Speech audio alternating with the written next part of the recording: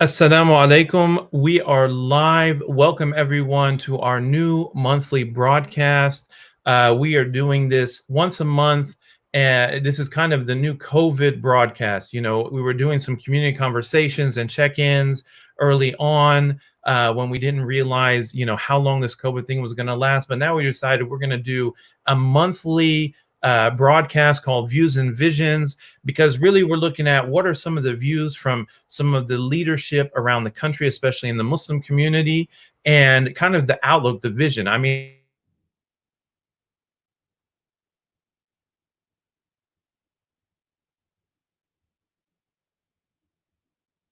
faith, as people of diversity. So we want to talk about that. And today I'm honored to have a very special guest, good friend of mine, and someone I really look up to, as he has been a CAIR director for a lot longer than I have. I think of him as the OG executive director, Imam Dawud Walid of CAIR Michigan. He has been around, as he said, a few minutes before we came on the broadcast, what feels like forever. And I completely understand that, because this month I am kind of recognizing or kind of celebrating, if you will, 8 years with CAIR Oklahoma. And it's been such an honor to be able to do this, and I look forward to doing it for, as long as Allah allows me to do it. But Imam Dawud, you've been doing this for 15 years, mashallah. So we thank you for your service. We thank you for your leadership. But I don't like to really read biographies. So would you introduce yourself for the people who are watching, maybe those who don't know you as well as I do?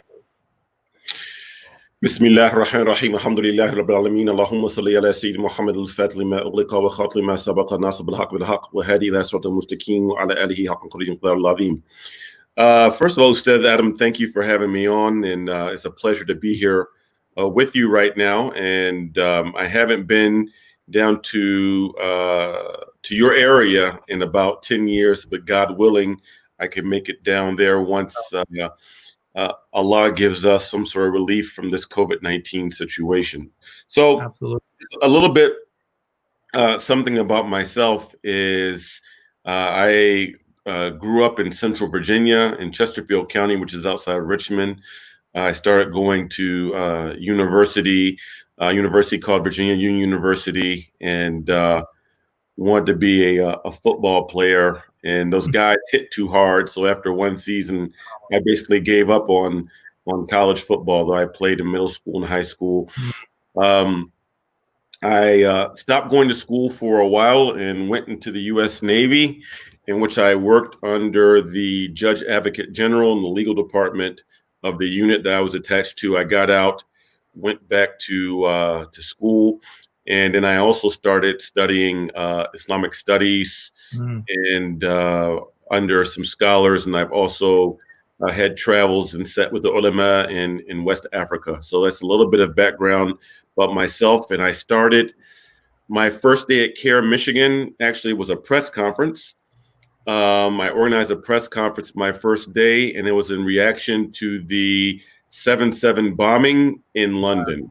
Wow. So my first day on the job was a press conference in front of the Islamic Center of America in Dearborn, Michigan, which at that time was the largest masjid in America. I think the Diyanet Center in Maryland is larger. I believe it's the largest masjid in America. So that's how I got started in my work at CAIR Michigan. And alhamdulillah, it's been an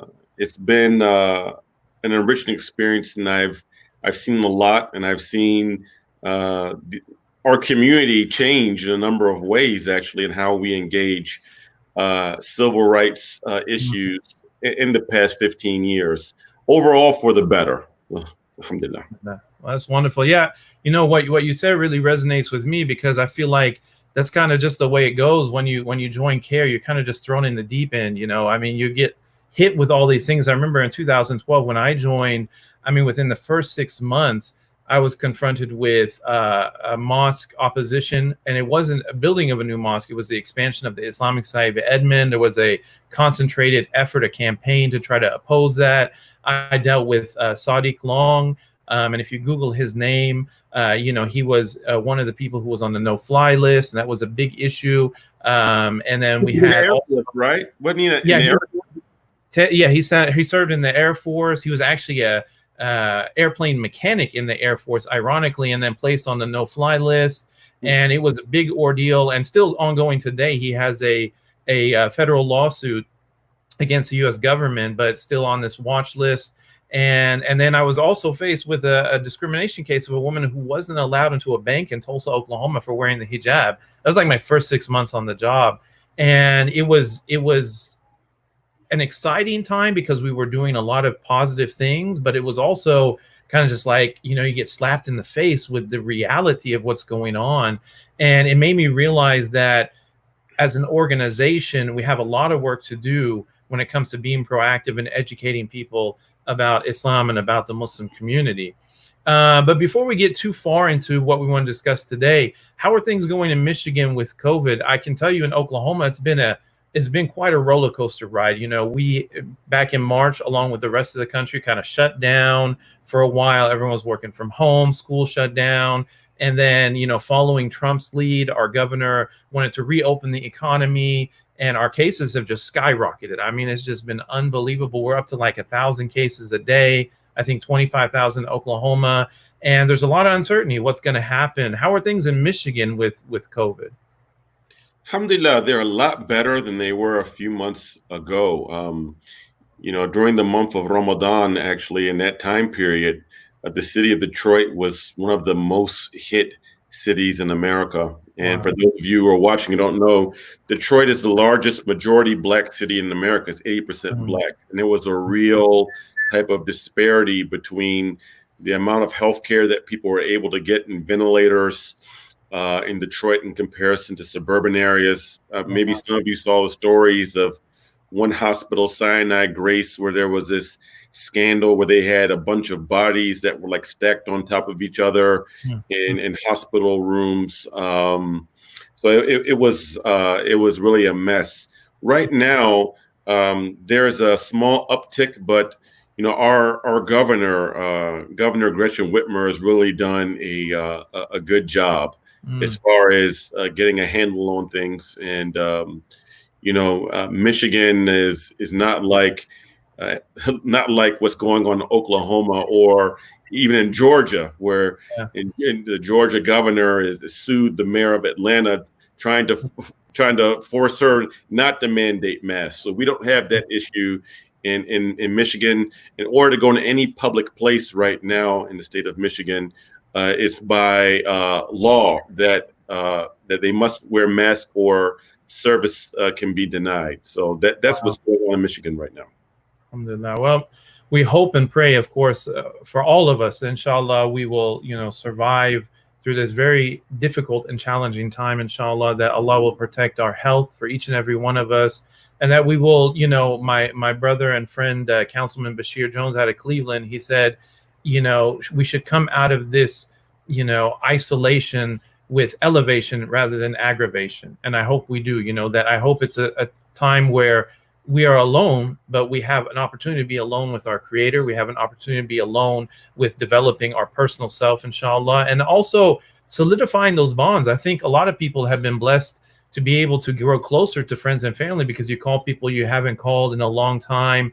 And one thing I've noticed is that people really just want to talk because they have no one to talk to. So we're having really good conversations. Speaking of good conversations, on the top of everyone's mind and at the forefront of everyone's mind right now are the issues that have really, caused a lot of concern in our country. And it's not a new issue. The issue of racism is not something that just happened with the killing of George Floyd. It didn't happen with Trayvon Martin. It didn't happen with Terrence Crutcher here in Oklahoma.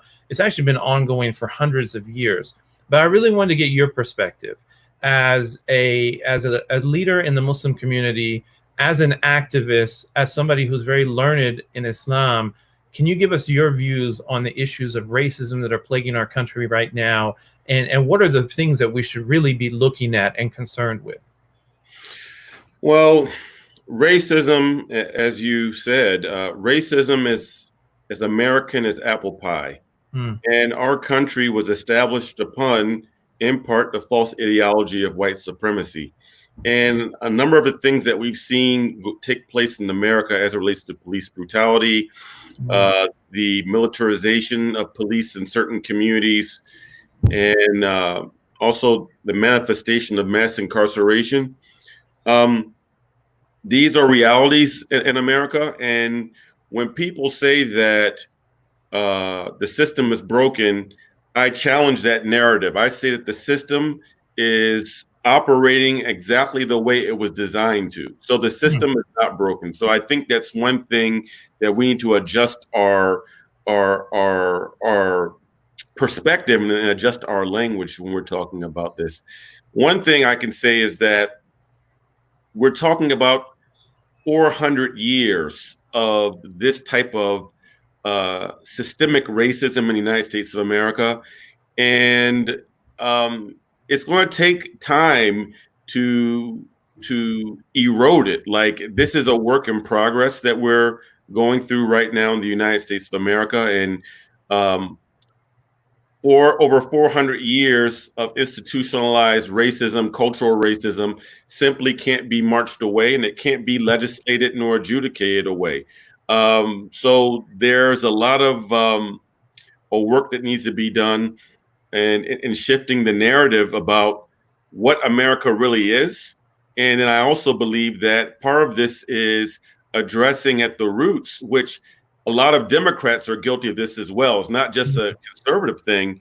This whole narrative of American exceptionalism, right? Mm-hmm. We have to adjust this. Like, America has been exceptionally brutal when it comes to the indigenous people of this land, Native Americans. It's been exceptionally dehumanizing to African Americans. Like, this land of opportunity for some people, as Malcolm X famously said, that for some, this place is the American dream, but for us, it's been the American nightmare, right? So there's a lot of re-education that we need to do. And Dr. Carter G. Woodson, he's the second African American to graduate from Harvard University with a PhD. W.E.B. Du Bois was the first graduate from Harvard. And Dr. Carter G. Woodson wrote a book called The Miseducation of the Negro, which is a very important book. I think that book needs to be rewritten. There needs to be a book called The Miseducation of the American Muslim. Because I think a number of assumptions that many people in our community are starting off with regarding this place really impedes us from helping be the part of the solution, and how we address cultural racism, which undergirds systemic racism. But before even addressing cultural racism, we need to view this issue of racism in America as a spiritual malady. It's very fundamentally a spiritual issue, and diseases of the heart can't be legislated away. Like, laws can't do away with that, because or court cases, because racists will just morph and write different policies and make the language a little different, and that in of itself is not the solution. Those are tools, but it's not the complete remedy. So that's the main thing I'd like to convey. You know, you said something that really caught my attention, and it's about the wrong understanding that we as Muslims have about this country. And I'm going to say something and see if I can understand what you're saying. Is, I think as Muslims, we come into this country, whether a lot of us being immigrants. I'm a son of an immigrant, and of course, I think part of the problem is, and I've said this many times. In fact, I've given khutbahs specifically regarding this.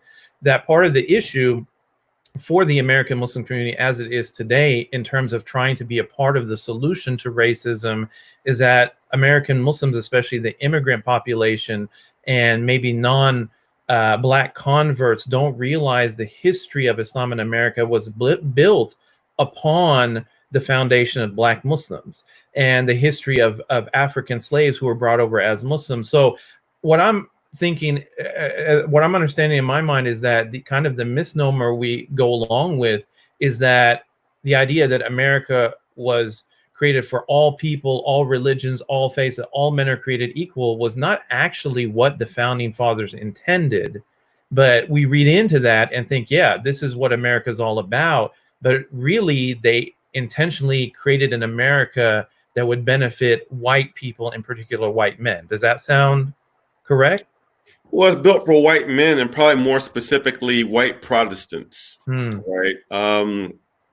I mean, George Washington, first president of this country, one of the so-called founding fathers, we know he owned over 200 human beings like chattel, like they were horses or cows. And we also know that three of them were Muslims. He had one called Fatima, which means Fatima. Hmm. He had uh, little Fatima, which is Fatima Sugra, and Hmm. then one called Sambu, which is mispronounced Sambo, but this is a Mandinka name from the Mandinka tribe that's a 100% Muslim at this time, right? So he even enslaved and treated Muslims like cattle or like a Wow. chicken or Wow. a horse. But yeah, a lot of this we need education Hmm. and also I'm going back to this issue of breaking this ideal of American exceptionalism, right? Hmm. And especially when we're talking about some of the pockets of our community that have immigrated to America after the 1965 Immigration Act. Hmm. Um, so there are Muslims who came here because they had no choice. There were Somali refugees, Sure. Bosnian refugees, Iraqi refugees, Palestinian refugees. They Hmm. didn't come here seeking the American dream. People came here because they were forced out of their lands because of hostile conflict and war and illegal occupation, right? Right. Kashmir as well. Hmm. Um, but then you have people who came here seeing America as this exceptional place Hmm. and, but and then we wonder about why is there racism here or why did we experience Islamophobia? But it's people who immigrate from the same lands that the fathers of America or colonialists Right. colonized the Muslim lands, bombed Muslims, uh, Hmm. and imposed Western standards, tried to impose against the will Western standards on Muslim majority countries. So um, there's some sort of disconnect because it's the same it's the same type of mindset that did this to the Muslim world. People Hmm. immigrated here thinking that somehow America was going to be so much different Hmm. than the British and the French, and it's a type of of mentality that all of Hmm. these different countries have, that they think that they have some sort of privileged position over the rest of the children of Adam so they can Right. do what they want to do. So there's a lot of unpacking we need to do uh, Right. as Muslims that we can better understand how to move in America uh, in a social political context that Hmm. is more truer to the reality. Right. And you mentioned Islamophobia, and speaking of that, the way I understand Islamophobia, and I try to relate it to my community, but I wanted to get your feedback on it, you know, is that I talked to one of my university professors, Dr. George Henderson, and to me, he's really my hero and someone I really look up to. He was one of the first full-time Black professors at the University of Oklahoma. He and his wife were the first Black family to purchase a home in Norman, Oklahoma in 1968 when it was still a sundown town. He marched with Martin Luther King Jr. He was on the committee to desegregate Little Rock schools, and he had a lot of great conversations. And after those conversations, I have understood Islamophobia to be merely an extension of the systemic racism against Black people that has existed for, since our country's inception. Is that a correct way to view the challenges that we are going through right now as Muslims in America? Yeah, well, the first Islamophobia were the enslaved Africans who were Muslims who had their children sold away so they couldn't transmit the religion and could Mm. not really practice Islam and would be uh, beaten or even had their hands amputated in some cases if they were caught with a pen writing the Quran or writing something from our fiqh, right? So that's the original Islamophobia. So it's directly connected with Black folks. But I like to paint a picture for the students here when I talk about Islamophobia at our Muslim youth leadership symposiums that we normally have here annually, but we're not having it here this year. So I try to paint a picture. Actually, I do draw a picture on the board, and I say that, okay, part of the soil of America is the false ideology of white supremacy. Mm. Then you have this tree that is called systemic racism in the United States of America. Then this tree has certain furu, it has certain branches. So you have one branch is anti-Native American racism. Sure. You have anti-Black racism. Then you have anti-Latino xenophobia. You have anti-Chinese and anti-Japanese American xenophobia with what happened with the Japanese Americans and Chinese Americans who were treated almost like slaves in the West Coast to build the railroads. And then you have also Islamophobia. So Islamophobia is a branch on the tree, but there's a common there's a trunk that takes it back to a common seed in a particular soil. And I don't want to sugarcoat it. I'm not saying it's simply racism.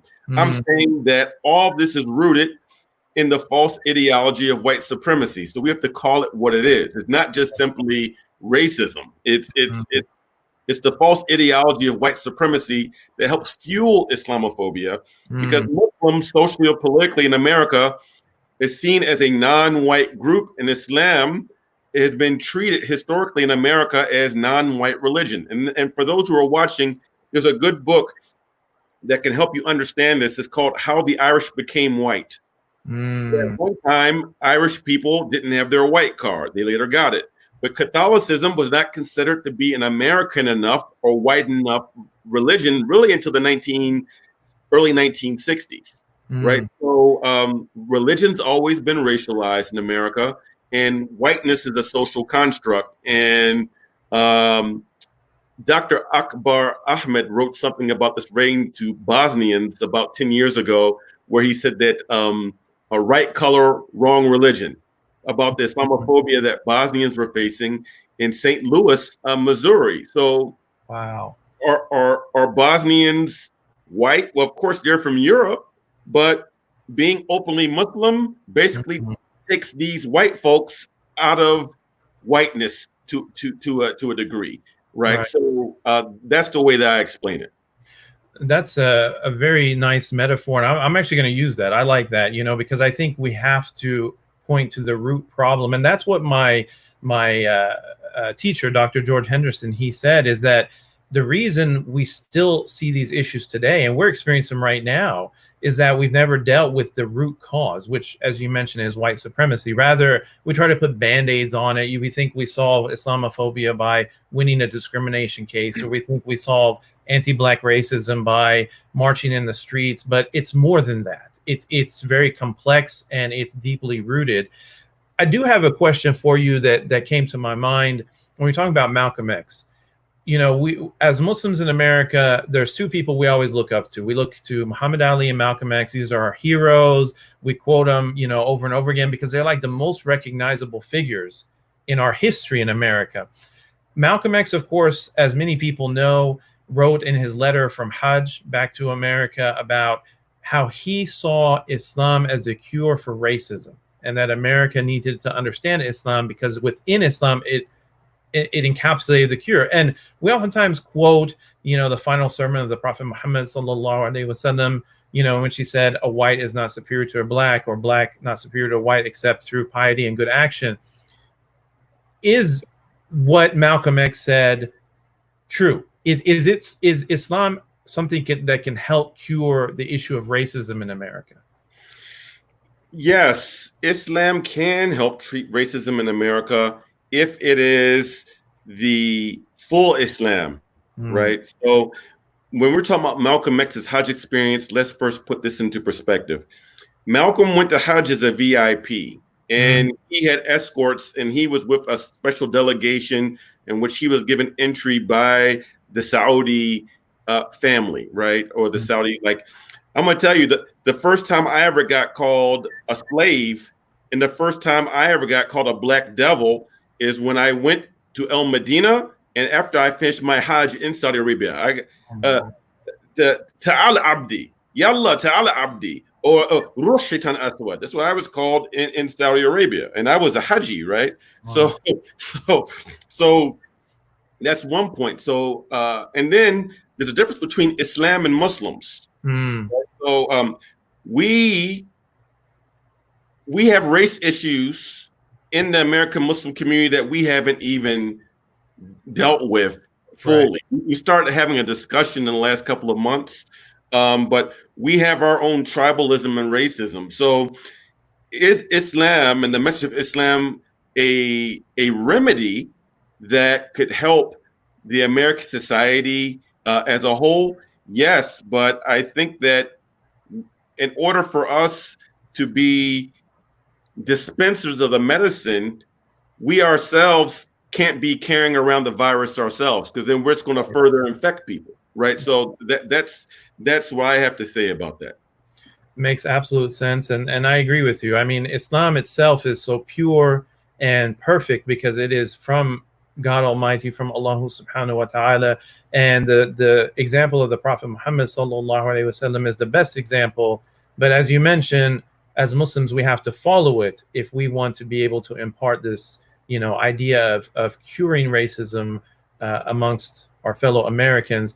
One last question, and then I want to kind of get some words of hope or wisdom, or maybe some action items from you. One thing we've been looking at a lot here in Oklahoma, and I bring it up time and time again because unfortunately, even in Oklahoma where it happened, people just don't know much about it. And thanks to my dear friend, Councilman Bashir Jones, I was enlightened to the reality of what happened in Tulsa, Oklahoma, back in 1921, the Tulsa Race Massacre, the destruction of the Greenwood District. My question is, you're from Virginia originally, you've been living in Michigan for a long time. Now we're trying to really focus on that a lot. There's a Tulsa Race Massacre Commission in Tulsa, Oklahoma, that's working to educate people. They actually passed a legislation this year, or I think the previous legislative session, to make it part of the Oklahoma history curriculum, which I took Oklahoma history and I didn't learn it when I did. So I'm very happy about that. But is this something, the Tulsa Race Massacre, is it talked about outside of Oklahoma, whether it be amongst people in general or amongst the Black community? And in your opinion, how important is this this tragedy, especially as we're coming upon the centennial of that tragedy next year, for us to talk about it? Because it was really the destruction of the most successful commerce district for Black America up until that time in 1921. Yeah, those massacres and moving Black people out of certain prosperous areas more subtly took place systematically in America. And Tulsa is not the only one. I mean, Rosewood, Florida. Rosewood's another one. There was a movie actually made about it. If anyone go to Netflix and check it out. There were business districts that were systematically destroyed, from Detroit, Nashville, Tennessee, with the building of the interstate highway system under the time of President Eisenhower, where highways were specifically drawn out to eliminate and go through the heart of the Black business districts in several major cities in America. This was done by design, right? Wow. So I think this is very important for people to learn. And this is one thing that South Africa, as much as the economic struggles that the indigenous African people still have in South Africa, they have America beat in one thing. They actually had truth and reconciliation hearings where they went across the country and they actually talked about the crimes that were done, and people were able to talk. And so we as a country, we've never been able to heal because we've never had truthful public conversations throughout America. I mean, there's still people who are alive in Oklahoma if we were using the language of hadith, they're only one rajul, or one person removed in the isnad of this event, right? Like, so there's people who have living histories of their family businesses being torched, their family members being killed, right? So, and maybe there's still people who are also, not still, there are still children of the perpetrators who are still alive too, and have gotten some residual benefit from that. So, we haven't seriously dealt with this issue. I mean, much less talking about reparations. I mean, that's, Right. if we can't even have truth and reconciliation discussions, we definitely can't have reparations, right? So I encourage that we at least amongst us as Muslims, that we try to reach out to affected communities, Mm, First Nations people or indigenous people. I'm on the land right now of the Ojibwe nation right now. We should mm, know the nations of the people that we're living on. I actually went to a powwow and went to a chief, and I actually asked for permission to live here. wow. That's I asked powerful. permission to live here in Michigan. I asked for permission. I mean, my forefathers were brought here against their will, but Right. South. But I voluntarily moved to Michigan. I asked for permission to live here. Wow. Right. And what happened to these nations, and what happened to Black folks? We need to have these discussions. Right. The first step in solving a problem is admitting that you have one. And I think that, as you said, we haven't had these discussions because people aren't ready to admit that we have a problem. And I think now we've reached a point in America where people are starting to realize that we have to admit that. Right. And it's a slow process, but at least we're moving in the right direction. And as Muslims, I agree, we have to be part of the solution. And we've got to help move this country in the right direction because it is our country after all. Whether we're born here, whether we've been here for generations, whether we immigrated here, and if you immigrate here, you take this on as your country. So we have a right to do that as Muslims. And I want to end. I appreciate your time, Imam Dawud. It's been so amazing having you on. We appreciate your voice. We appreciate your leadership. We appreciate, everything you're doing, including giving time to share with us your perspective. What are maybe 1, 2, 3 action items that people can do? Because I think people are overwhelmed right now. Like all this stuff is going on. What do? We show up to the rallies. We try to share some good things on social media. We try to bring up these conversations amongst our colleagues. So what are some realistic action items people can take on? And then maybe a few words of hope that you can leave us with after that. Okay. God willing, I will try to weave in all this together. The first is, and we should not take it for granted, we should be making dua and we should be praying more in these times, because we as Muslims, we're not just an ethnic identity. We're not just a social political group. We are firstly a group of faith. And we believe that behind all physical manifestations are metaphysical realities. So we should be praying to Almighty God that He helps guide America and help change the situations, right? And have us be positive change makers. I think, and we can't discount that. We should, right. Our first step, we should be running towards, metaphorically speaking, running towards Allah, number one. Number two, if we say that Islam has the solutions, then we actually have to learn Islam. We have to learn our deen. And learn our deen from qualified scholars, not just Ustadha bint Facebook and Sheikh bin Google, right? We have to actually go and learn our deen and learn our beliefs. And Islam in its totality, including the sciences of spirit, of purification of the heart, purification of the self, because much of what we see in the broader society and even the challenges that we have in our community, they can't be fixed away. Being laws can't take it away. These are diseases of the ego and of the caprice that we have to deal with, right? So I would say we really need to focus on that. The third thing is, and I think it's fitting that you asked me this question. I've been saying this all along to people since the killing of George Floyd, is that as Muslims, it is more fitting for Muslims who are non-Black to reach out to your African-American brothers and sisters in Islam and see how they have suggestions about moving forward of dealing with these issues. Right. And take our lead in how to deal with these issues instead of trying to jump over us to Black Lives Matter or to people who aren't Muslims, who are outside of your faith group, right? That's bad adab, number one. But right, and then number two, it is seen as offensive to your brothers and sisters in Islam who are Black that you're going to that all of a sudden that, you know, if you're going to care about Black lives, the first place to start is with your Black lives who are African American in your own faith group, right? So I Right, say right. the last point of hope is that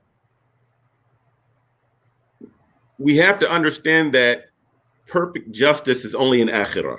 There's no such thing as perfect justice in dunya, right? However, we are told in the Quran,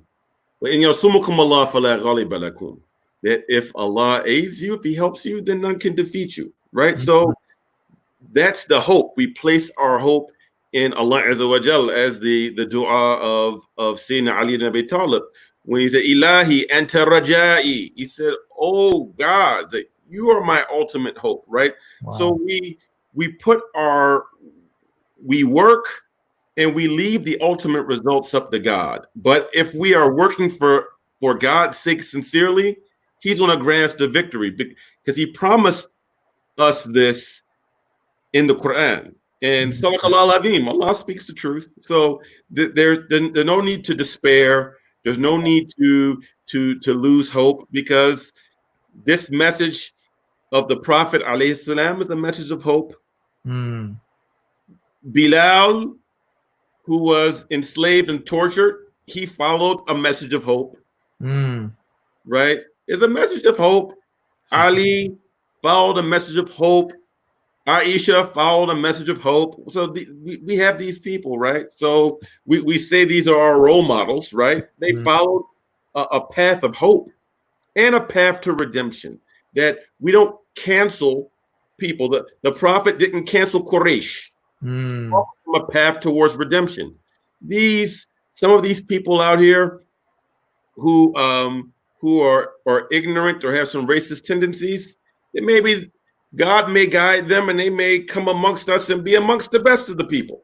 Wow. Right. So we can't cancel them either. We should be praying for everyone here. We pray to Allah that Allah guides everyone. We don't curse anyone. Our way is not the way of cursing people and canceling people. We ask Almighty God to guide everyone in America, including Guide 45 in the White House.